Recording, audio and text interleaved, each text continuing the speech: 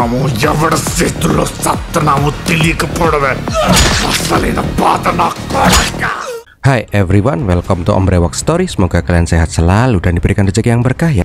Kali ini Om akan bahas cerita film action keluaran tahun 2024 yang berjudul Krishna Mana. Film ini mengisahkan aksi balas dendam seorang kakak yang adiknya dibunuh secara keji, adik iparnya diperkoes dan juga dibantai, sedangkan dia dijebak dan dimasukkan ke penjara. Orang-orang yang telah merusak hidupnya itu dibalas dengan kematian yang sangat tidak terduga. So, mau tau nggak keseruan film ini? Langsung aja bemper Om Brewok Story.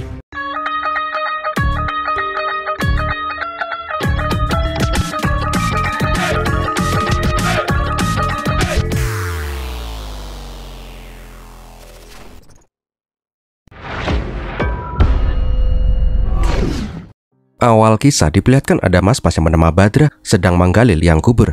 Di belakangnya duduk mas-mas yang berewokan yang bernama Koti. Di saat si Badra menaruh linggisnya, tiba-tiba si Koti langsung merebut linggis dan langsung menyerang si Badra. Tak pelak mereka berdua pun langsung gebuk-gebukan di hutan itu. Singkat cerita, lehernya Koti pun diinjek-injek. Nyah, telepong kebu ben kelilipan. Setelah itu Koti pun diketik di pohon.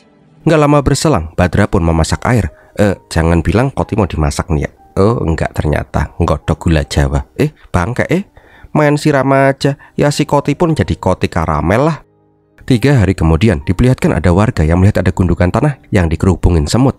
Pas dicek ternyata itu adalah mayat orang yang udah tinggal tengkoraknya aja karena dicemilin sama semut. Keesokan paginya polisi pun berdatangan. Polisi bingung karena tuh orang tidak memiliki identitas dan wajahnya juga udah nggak karuan. Kenapa Badra dan Koti bisa sampai di posisi seperti ini? So kita flashback 12 tahun yang lalu yuk. Diperlihatkan kalau si Badra yang lagi pulas bobok dibangunkan oleh 2 sahabatnya, Koti dan si Siva. Mereka sengaja datang karena ingin mengucapkan happy birthday ke si Badra. Sesuai tradisi, Badra itu harus nyemplung ke sungai Gangga biar hokinya jalan terus. Tapi Badra nggak mau. Dingin ya airnya bos, bisa mengkeret manuk kututku.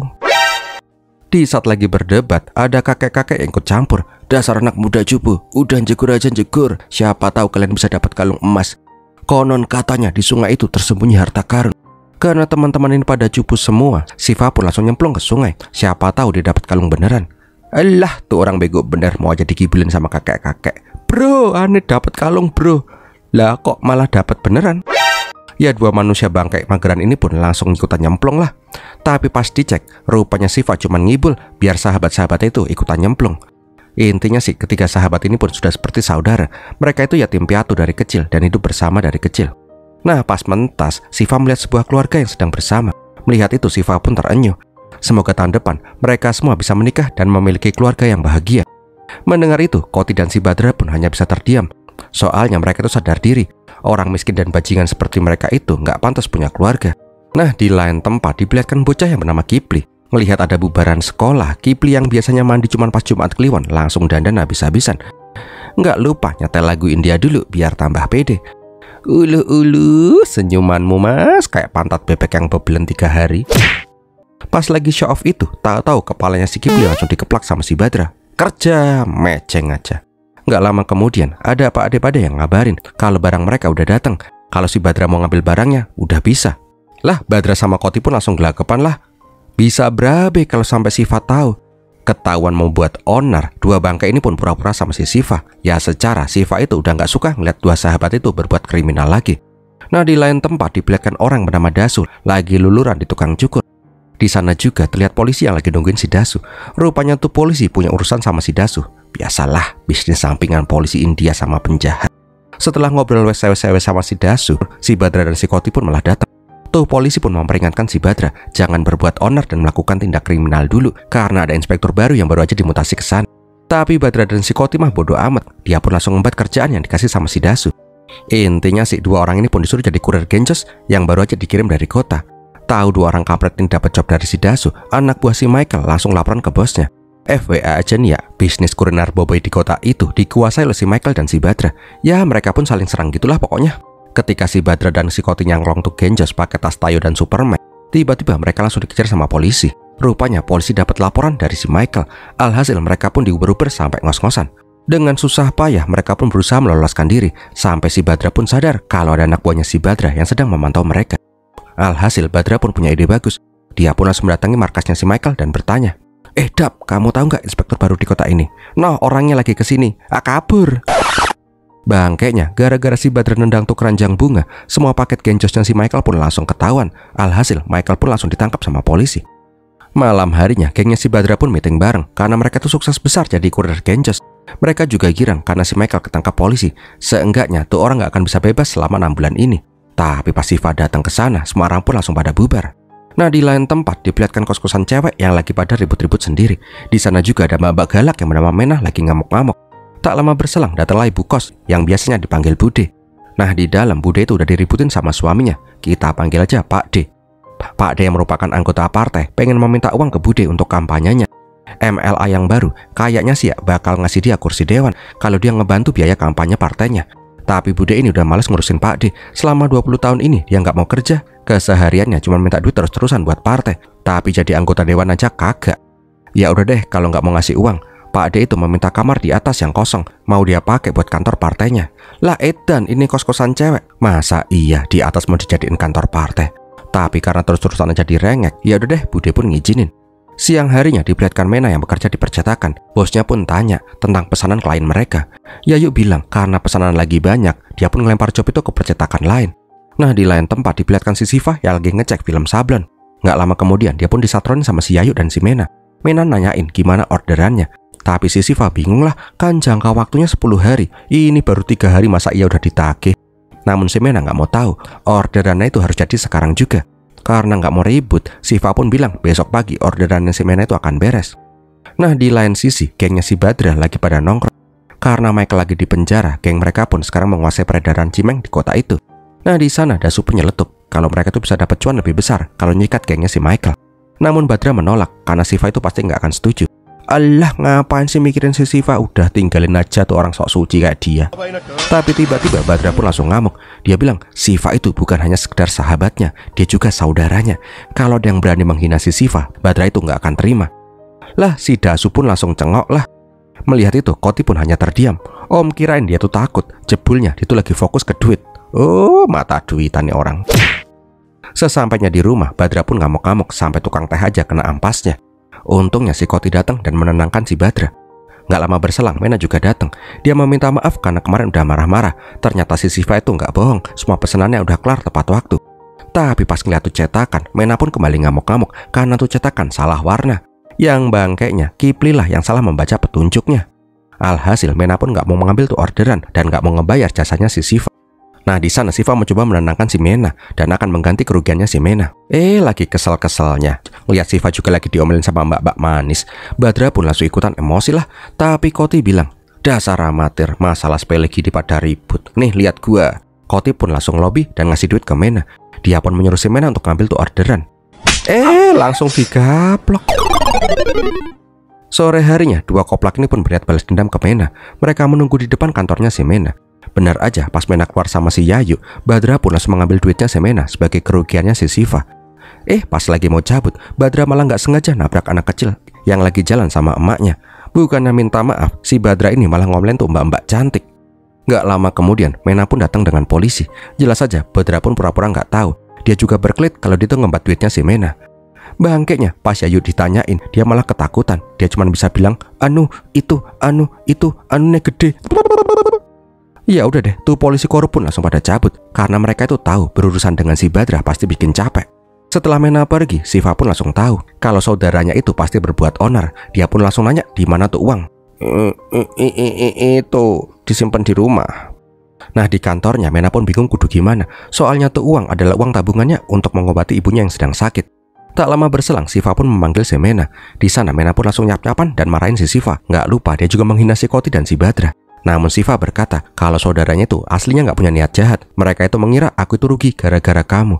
Dan Siva pun langsung pergi meninggalkan si Mena. Malam harinya Mena pun nggak bisa bubuk karena kepikiran berewokannya si Siva mulu. Yayu juga bilang kalau Badra dan si Koti mah emang kelihatan barbar. Tapi khusus si Siva kayaknya dia tuh baik deh. Keesokan harinya diperlihatkan bocil yang kemarin mainannya pecah malah mendelik-mendelik sama si Badra. Mana ini mas-mas bales mendelik-mendelik lagi. Ngelihat itu emaknya pun langsung memutar tuh anak. Di sana Badra pun nanya sama tukang warung siapa tuh anak sama tuh cewek. Tukang warung pun bilang kalau mereka tuh baru aja pindah 1 bulan ini. Kayaknya sih mereka tuh dari kalangan berpendidikan. Bapak tuh cewek selalu membaca buku yang kayaknya berat. Sedangkan tuh cewek sama tuh bocil sering berbelanja di pasar. Yang lebih gokilnya lagi, tuh cewek ngontrak di depan rumah 3 serangkai persis. Di saat yang bersamaan, diperlihatkan rapat partainya si Pak D. Di saat itu, Pak D harus menelan pil pahit kembali karena dia nggak jadi dicalonin sebagai anggota dewan untuk kesekian kalinya. Padahal dia udah all out habis-habisan untuk mensupport partai. Beberapa hari kemudian diperlihatkan ada pemutaran film baru di kota. Di saat itu, Yayu dan si Mena pengen nonton tapi tiketnya habis. Sialnya pas mau beli ke calo, si Mena itu malah digodain sama tuh calo. Untungnya di saat itu ada si Siva yang mencegah pelecehan itu. Siva juga ngasih tiketnya untuk si Yayu dan si Mena. Siapa tuh yang ngeplak? Tak lama kemudian, Koti dan si Badra pun juga datang ke sana. Mereka melihat si Siva yang lagi cuci muka. Dengan penutup jidat, Siva pun bilang dia tuh lagi puyeng, mendingan nontonnya ditunda aja. Tapi pas si Badra minta rokok, Badra menyadari kalau ada darah keluar dari kepalanya si Siva. Tahu kalau Siva digaplok sama calo-calo film, Badra pun langsung ngamuk sengamuk-ngamuknya. Dia menghajar semua orang yang berani-berani ngeplak kepalanya si Siva sampai bopeng.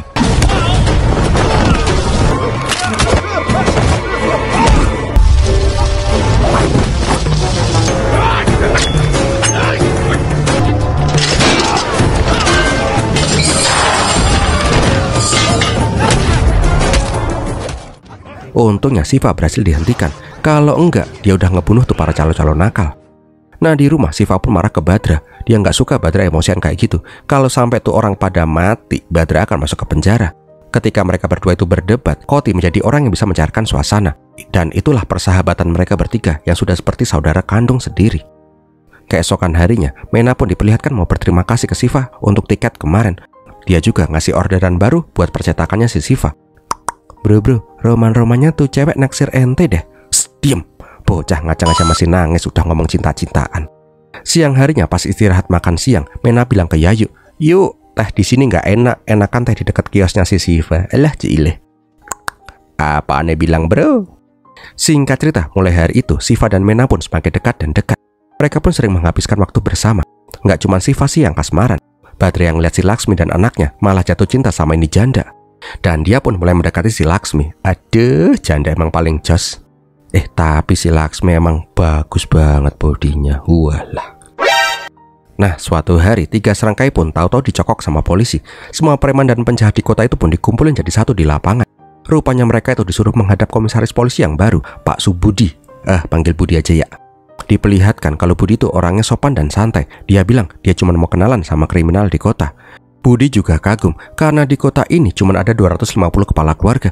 Tapi laporan kriminalnya bro lebih dari 1000 laporan. Wedus malah pada tepuk tangan. Intinya sih selama Budi menjabat di sana, dia nggak mau ada berita kriminal lagi di kotanya. Kalau enggak semua akan dibabat habis. Ngeheknya si Dasu malah nyeletuk, salahin wartawannya Japa kenapa dia nulis berita kriminal.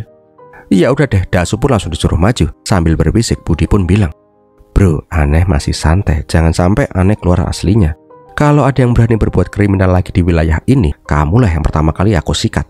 Nah, beberapa hari kemudian, pas si Badra mau berangkat, dia dipanggil sama bapaknya si Laksmi. Tuh Pak D pun menjelaskan kenapa mereka pindah ke sana. Anak sulungnya dulu menikah dengan orang yang kelihatan baik-baik, tapi nyatanya dia malah mendapatkan KDRT dan meninggal dunia. Anak yang sering dibawa si Laksmi itu adalah putri dari anak sulungnya itu. Dia itu nggak mau si Laksmi bernasib sama dengan kakaknya. Makanya dia pengen menyeleksi cowok mana yang tepat untuk si Laksmi. Tuh Pak D pun bertanya tentang latar belakang dan pekerjaannya si Badra. Mendengar itu, Badra pun malah jadi emosi. Dia yang yatim piatu sejak dini rasa terhina. Badra juga marah-marah sama tuh bapak-bapak. Sampai-sampai dia pun berucap, kalau Laksmi mendapat cowok yang baik-baik, jangan tinggal di sini. Di sini cuma ada bajingan dan anak yatim piatu seperti aku. Dengan emosi, Badra pun pergi dari rumahnya si Laksmi. Keesokan harinya terlihat si Badra yang masih aja belum bisa move on. Namun dia melihat si Laksmi yang naik mobil. Rupanya si Laksmi dan keluarganya tuh mau pindah dari sana gara-gara omongannya si Badra kemarin. Ya ini orang pun jadi tambah galau lah. Malam harinya Siva didatengin sama si Mena. Dia pun bilang kalau bisa lusa itu dia minta waktunya si Siva. Ibunya pengen ketemu sama si Siva. Jelas saja Siva pun girang bukan kepalang. Nah keesokan harinya diperlihatkan si Koti yang nemenin si Badra yang masih aja lemes. Siva yang gak tahu masalahnya si Badra datang dengan santai sambil bawa gorengan. Siva juga nunjukin kalung yang dia beli untuk si Mena. Dan tentu aja menceritakan soal berita bahagianya. Tapi Badra malah bangke. Dia malah marah-marah dan bilang, "Lu mau ketemu sama emaknya si Mena? Siap-siap aja bro. Lu pasti ditanyain ini itu, latar belakang keluarga dan lain-lain. Orang macam kita itu kayaknya emang gak pantas untuk ditakdirkan punya keluarga." Sialnya pas lagi ribut-ribut itu, tangannya si Badra gak sengaja namplet tangannya si Siva. Sehingga tuh kalung yang dibeli mahal-mahal malah nyemplung ke sungai. Siva pun langsung marah dan kecewa sama si Badra. Karena hal itu juga lah Siva nggak mau berbicara lagi dengan si Badra. Gara-gara Badra juga, Siva malah nggak merespon teleponnya si Mena. Bahkan sampai emaknya si Mena pulang, Siva itu nggak ngasih kabar. Jengkel dengan si Siva, Mena pun mendatangi si Siva. Yang intinya mereka pun ribut. Mena ini nggak mengira kalau Siva itu sama kayak saudara-saudaranya, bangke tukang tipu. Ngelihat itu, Kipli pun langsung mengejar si Mena dan pengen menjelaskan semuanya. Kipli juga bilang mungkin Siva seperti ini karena Mena tidak pernah menghargai Koti dan si Badra. Bagaimanapun juga mereka itu seperti saudara yang tidak mungkin terpisahkan. Nah, di lain sisi diperlihatkan si Badra yang lagi ngelamun. Dia pun keinget kenangan masa kecilnya pas mereka bertiga menjadi kurir genjos kecil-kecilan. Di saat itu mereka pun diuber-uber sama polisi. Melihat Koti dan si Badra mau ditangkap, Siva mengorbankan dirinya. Karena hal itulah Badra pun sangat berhutang budi kepada Siva. Tak lama berselang, Badra pun mendatangi sungai. Ternyata Koti dan Siva juga lagi nongkrong di sana. Aslinya sih Badra pengen minta maaf, tapi dia bingung gimana caranya. Jangan temek-temek. Ngeliat si Siva yang masih aja ngambek, Badra pun langsung nyemplung ke sungai. 1 menit, 2 menit, 3 menit, loh kok nggak nongol-nongol? Ya mereka pun langsung pada panik lah. Berkali-kali mereka nyelam, tapi Badra nggak kelihatan. Namun tiba-tiba Badra keluar dengan tangannya yang berdarah. Rupanya si Badra itu pengen mengambil kalung milik si Siva. Gara-gara itu juga lah Badra menyadari kalau sesuatu yang dia cari dengan sungguh-sungguh pasti akan ketemu. Begitu juga dengan masalah yang pasti ada jalan keluarnya. Setelah dari berendam di sungai, Mena pun datang menemui si Badra. Ya si Badra pun langsung kikuk lah. Namun tiba-tiba Mena memasangkan gelang ke Badra sembari bilang, kalau kamu merasa tidak punya keluarga, anggaplah aku sebagai adikmu sendiri dan ibuku sebagai ibumu sendiri. Mendengar itu dari si Mena, Badra pun malah jadi salting. Menurut tradisi, Badra harus ngasih hadiah balasan. Dia pun ngasih uang. Bentar, masih kurang. Ini tambahannya. Bentar, kesedikitan. Boxer mana boxer? Cawat. Aku mau ngambil duit cawatku. Nah, di sana Badra pun merasa sangat bahagia. Dia tidak menyangka kalau sekarang dia punya keluarga.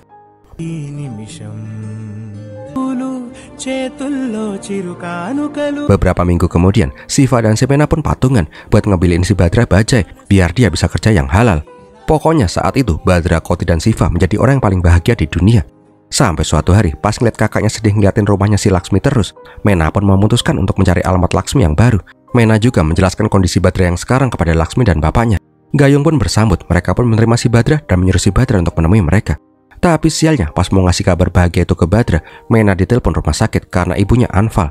Singkat cerita, di antar 3 sekawan mereka pun menjemput ibunya si Mena. Mena juga marah-marah, uang yang diberikan ke ibunya itu untuk berobat malah tidak digunakan sama sekali. Di saat semua orang lagi pada pergi, ibu meminta Badra mendekat. Rupanya ibu itu menabung semua uang pemberiannya si Mena. Dia meminta si Badra yang sudah dianggap kakaknya sendiri oleh si Mena untuk menjaga si Mena ketika dia mati. Gunakanlah uang tabungan ini untuk biaya pernikahan Mena dan si Siva. Mendengar itu, Badra pun bingung harus berbuat apa. Nah, di rumah 3 serangkai pun berdiskusi gimana cara mereka untuk mendapatkan uang 300.000 rupiah untuk biaya operasi ibunya si Mena.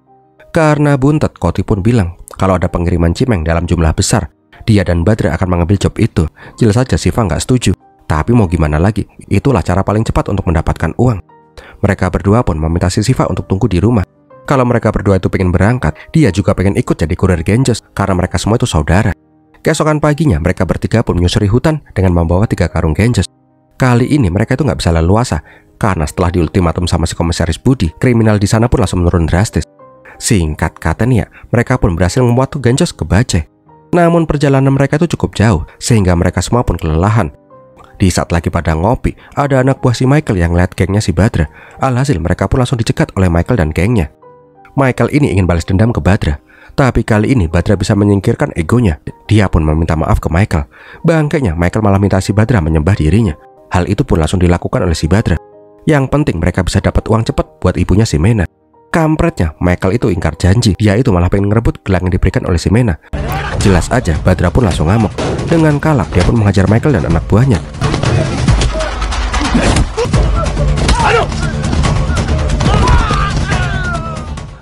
Sialnya, polisi malah datang karena keributan itu. Alhasil mereka bertiga pun langsung digelandang ke kantor polisi. Kita kembali dulu ke masa kini yuk. Diperlihatkan Inspektur Vijay sedang menginvestigasi mayat yang dicemilin sama semut. Dari hasil investigasi itu, kemungkinan tersangka pembunuhan itu juga merencanakan target yang lain. Di saat yang bersamaan, diperlihatkan Koti dan si Badra yang sudah menua. Mereka juga mengawasi rumah anak MLA yang bernama Farun. Sore harinya, rekaman CCTV sekitar TKP pun didapat. Di sana, Vijay pun melihat ada 2 orang yang mencurigakan. Karena hampir setiap hari mereka nongkrong di sana, Vijay pun langsung meminta ajudannya untuk mengecek catatan kriminal 2 orang itu. Tak lama berselang, Vijay pun mendatangi sebuah tempat pengrajin gerabah. Nah, di sana ada mas-mas yang mau hormat tapi nggak jadi. Nggak pakai lama, Vijay pun langsung kaplok tuh mas-mas pakai kendi. Rupanya tuh orang adalah mantan polisi yang bernama Krishna. Nah, pas diliatin berkas Koti dan si Badra, Krishna pun seperti ketakutan. Kasus nomor 402A/18. Kenapa setelah kasus itu, kamu malah resign? Vijay itu curiga, Krishna ini tiba-tiba keluar jadi polisi, seolah-olah dia itu sangat membenci polisi. Makanya tadi itu dia mau hormat tapi nggak jadi. Karena merasa bersalah, Krishna pun menceritakan fakta yang sebenarnya. Sebenarnya ada 3 orang yang ditangkap di kasus itu. So, kita kembali flashback deh. Jangan pada bingung ya. Di kala itu, 3 serangkai pun diinterogasi sama Inspektur Thakur. Untungnya pas mau digebukin, Krishna datang dan ngasih laporan kalau mereka semua itu cuma korban. Yang salah itu aslinya si Michael. Karena hal itulah mereka pun diperbolehkan untuk pergi. Tapi sebelumnya mereka disuruh buat laporan dulu. Pas ditanyain mereka bawa apaan, dengan gugup mereka pun bilang kalau membawa bunga. Sialnya, polisi yang lagi mau buat sajen malah pengen minta tuh kembang. Bangkainya pas Krishna mau ngambil tuh keranjang, dia sadar kalau 3 serangkai itu adalah penyelundup genjos. Alhasil mereka pun digebukin habis-habisan. Tak lama berselang, Dasu pun dibawa ke sana. Thakur pun bertanya, keuntungan ngejual genjos segitu banyak dapat berapa duit? Ya, kotornya sih 1-1,5 juta rupiah, Pak. Ngehenya, Thakur yang polisi korup itu pun malah bangke. Dia minta jatah 200.000 rupiah kalau 3 serangkai itu mau lolos. Dasu pun dikasih waktu 3 hari untuk menyiapkan tuh uang. Karena nggak punya pilihan lain, Badra pun setuju. Singkat cerita, mereka pun dibui sampai tuh uang dikasih. Untungnya pas nunggu itu, mereka bisa mendapatkan HP dan menelpon si Mena. Siva bilang, dia akan segera mendapatkan uang buat operasi ibunya si Mena. Selama 3 hari di sana, 3 serangkai pun harap-harap cemas. Sampai hari yang ditentukan pun tiba. Tapi sialnya, Dasu tidak pernah datang untuk menyerahkan uang sogokan itu. Jelas saja Thakur pun ngamuk-ngamuk dan langsung membuat BAP dan menyuruh anak buahnya membawa 3 serangkai ke pengadilan.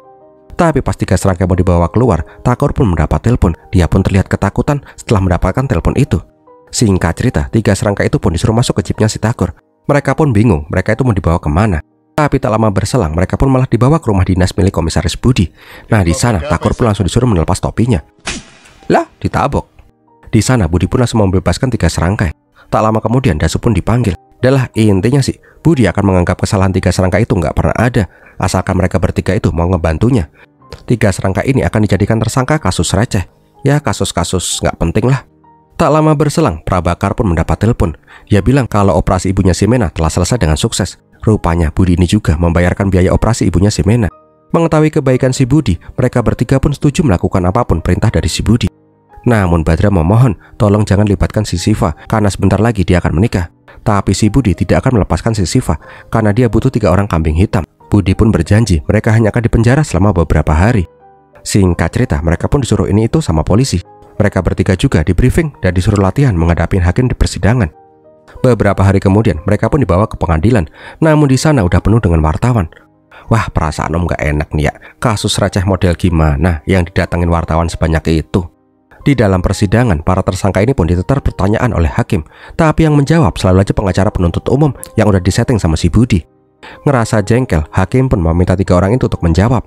Lah gimana ya, mereka bingung lah.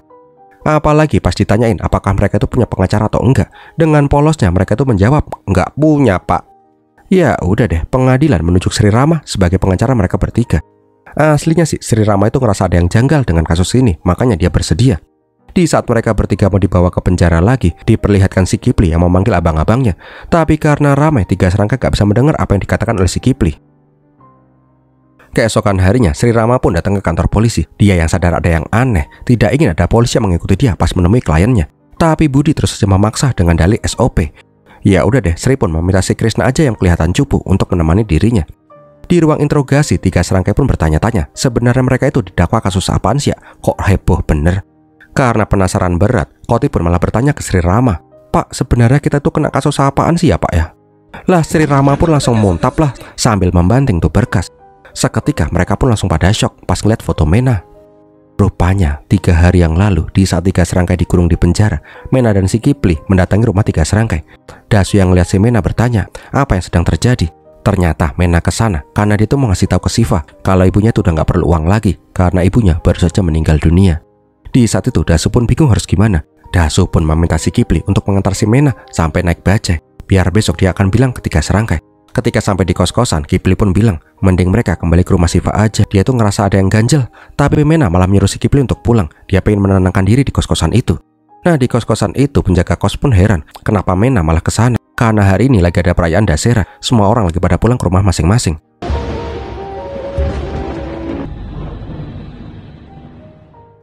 Keesokan paginya, polisi pun berdatangan ke kos-kosan si Mena. Nah, di kamar, Mena pun ditemukan sudah tidak bernyawa dengan luka di sekujur tubuhnya. Setelah keluar dari kamarnya si Mena, Budi pun langsung nempeleng si Pak D. Budi ini nggak bego, dia tahu yang sebenarnya terjadi. Mena itu mati karena diperkoas dan dibunuh.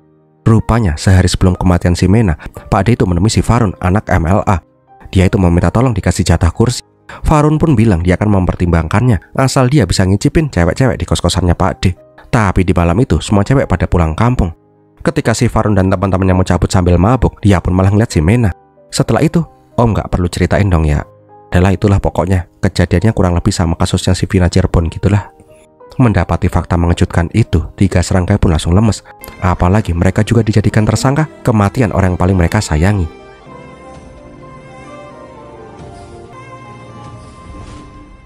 Di saat itu, MLA pun marah besar karena tingkah laku putranya. Sialnya, ketua partai juga menelpon MLA. Ngeheknya, ketua partai itu malah pengen kasus ini nggak ke blow up. Budi itu disuruh mencari kambing hitam karena sebentar lagi akan ada pemilu. Dapat perintah nggak ngotak, Budi pun menyelidiki orang terdekat si Mena dan ketemulah nama 3 serangkai. Nggak pakai lama, dia pun langsung memanggil si Dasu. Dan kelanjutannya kita udah pada tahu semuanya. Karena udah tahu 3 serangkai cuma dijadiin kambing hitam, Sri Rama pun protes. Tapi Budi malah menghasut si Rama. Dia tahu Sri Rama itu pengen banget jadi kepala hakim. Kalau sekarang dia cepu, maka udah bisa dipastikan tuh posisi nggak bakal dia dapat. Tapi sebaliknya, kalau Sri Rama mau bekerja sama, dia bakal digaransi dapat tuh jabatan.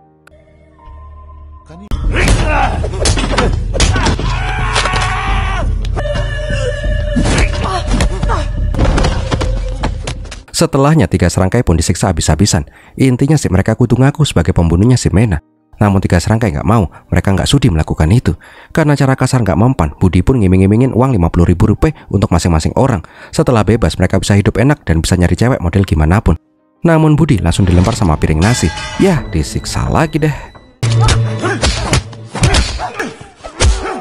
Selama 3 hari berturut-turut, siksaan demi siksaan didapat oleh 3 serangkai, tapi hasilnya sama aja.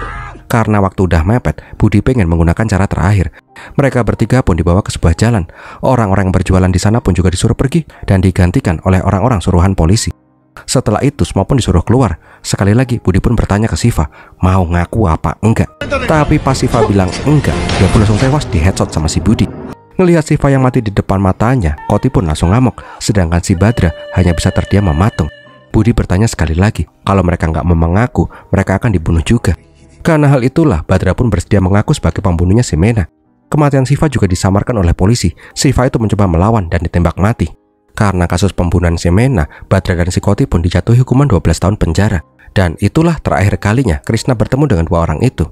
Selama di penjara, terlihat Badra yang depresi. Dia tidak bisa melupakan kematian Mena dan Siva. Nah, di sisi lain, Koti dan si Badra malah semakin menjauh. Koti itu tidak terima karena Siva malah mengikuti perintah polisi. Beberapa bulan kemudian, diperlihatkan si Dasu yang mulai meminta uang ke Budi sebagai uang tutup mulut. Tapi setelahnya, Dasu pun ditemukan tewas ngambang di sungai. Nah, karena udah nggak kuat, Koti pun menumpahkan semua amarahnya ke Badra. Tapi tiba-tiba Badra pun langsung ngamuk pas ngeliat pohon yang ditanam sebagai simbol makam Siva dan si Mena dicabut oleh napi lain.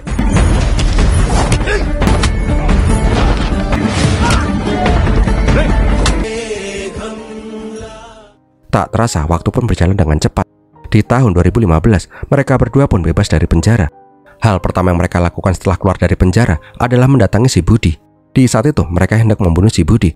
Tapi karena penjagaan Budi sangat ketat, Badra pun meminta si Koti untuk bersabar. Tak lama kemudian, satu persatu orang yang menyebabkan Mena mati pun dibunuh oleh si Koti dan si Badra. Mereka juga terus memantau rumah si Farun yang sekarang sudah menjadi MLA. Setelahnya, mereka juga membunuh si Thakur, Sri Rama, dan Prabakar, yang menyebabkan mereka dipenjara. Untuk gongnya, mereka menyisakan si Budi. Singkat cerita, Budi pun dibawa ke hutan. Di saat itu, Badra langsung menggali tanah, sedangkan si Koti duduk terdiam. Tapi pas ngeliat si Budi, emosi Koti pun langsung memuncak. Dia pun langsung mengambil linggis seperti di awal film. Rupanya si Koti itu tidak ingin menyerang si Badra, melainkan ingin membunuh si Budi. Sedangkan si Badra lah yang menjaga si Koti untuk membunuh si Budi. Karena Koti nggak bisa diam, Badra pun mengikat si Koti di pohon. Tak lama berselang, Budi pun dikubur di lubang. Pas sadar, Budi pun memohon untuk dibebaskan. Dia tuh beralasan cuma mengikuti perintah, dia tuh nggak salah. Namun Badra bilang kalau ini adalah balas dendam yang mereka idam-idamkan selama 12 tahun ini. Ketika Budi membunuh si Siva, itu bukan hanya Siva yang mati, tapi keinginan hidup mereka berdua pun juga ikutan sirna. Karena hal itulah, di sisa hidup mereka akan mereka gunakan untuk balas dendam. Diperlihatkan juga bila si Badra menyiram gula panas ke mukanya si Budi. Setelahnya kita udah pada tahu semut-semut mulai berdatangan, dan selama 3 hari Badra pun selalu mengecek keadaannya si Budi, apakah dia tersiksa atau tidak. Dan setelah itu Budi pun ditinggal hingga dia pun tewas dicupang-cupang sama semut-semut nakal. Di lain sisi, ajudannya si Vijay bilang target Koti dan Badra selanjutnya pasti si Varun. Mereka harus mencegah itu. Tapi Vijay malah tidak sependapat. Mengetahui fakta yang sebenarnya, Vijay pun malah ingin orang-orang itu bisa membalaskan dendam mereka, biar orang-orang pendosa itu merasakan apa yang telah mereka perbuat. Beberapa hari kemudian diperlihatkan si Varun yang lagi mendatangi sebuah acara. Di saat itu, tiba-tiba si Varun diserang oleh Badra dan si Koti.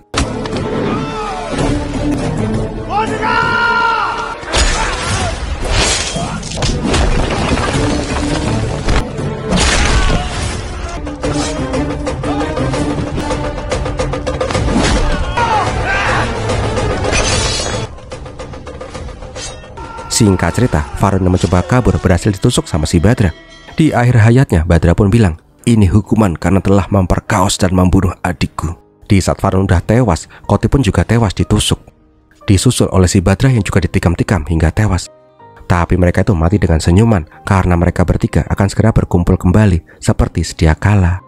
Dan filmnya pun berakhir. Om kok malah baper ya, endingnya kok bikin nyesek. Wah, gimana filmnya sob? Semoga menghibur ya. Kalau kalian suka silahkan like, komen, dan share. Jangan lupa subscribe. Untuk yang mau traktir Om kopi bisa via Super Thanks ya. Terima kasih udah nonton sampai di detik ini. Om Rex pamit dulu dan bermilatin.